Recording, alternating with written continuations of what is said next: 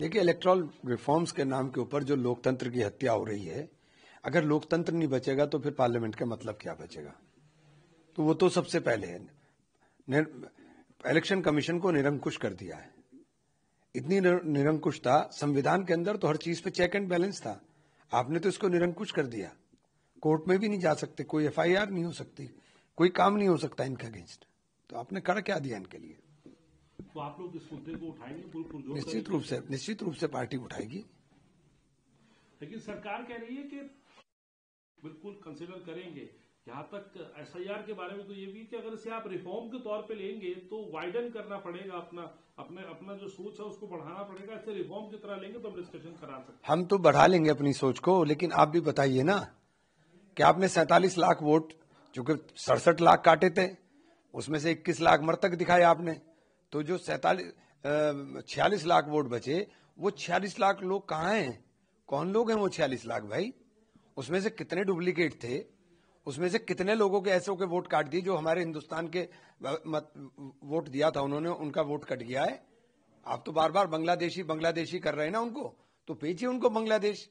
आप बताइए 46 लाख लोगों को। और अगर आपकी मर्जी के बिना बांग्लादेश वो चले गए तो इसका मतलब सीमाएं आपकी खुली हुई हैं, आवाजाही चालू है, तो फिर आपकी फेलियर है। तो आप बताओ कहां है वो 46 लाख लोग? सर, इसके अलावा वंदे मातरम के 150 साल होने पर भी डिस्कशन जो है कर रही है। आज बीएससी की बैठक भी जो हुई, बीएससी की बैठक में भी यही कहा गया कि भाई 10 घंटे अलॉट।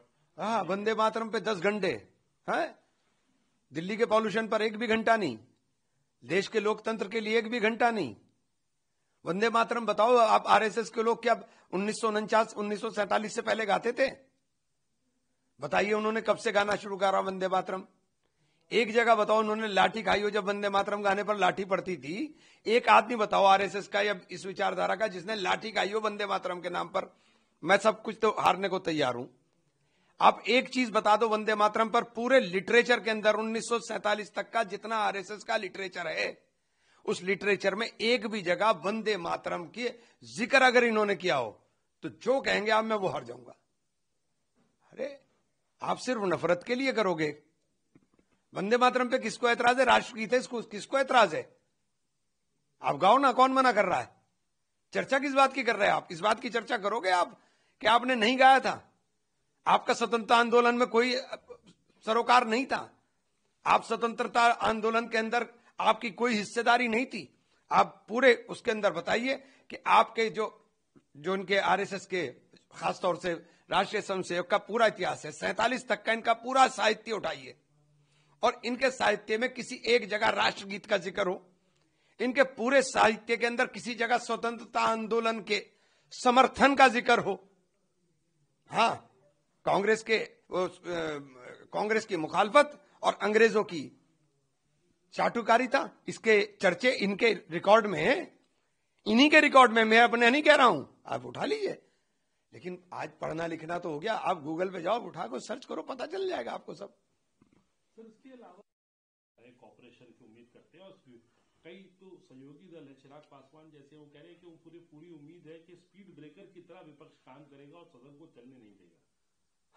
तो तुम क्या करो, इस्तीफा देके आओ ना, फिर आओ ना हमारे साथ इस्तीफा देके, इतना दम तो रखो। अगर आपको लगता है कि गलत है तो आप इतना दम तो रखो भाई।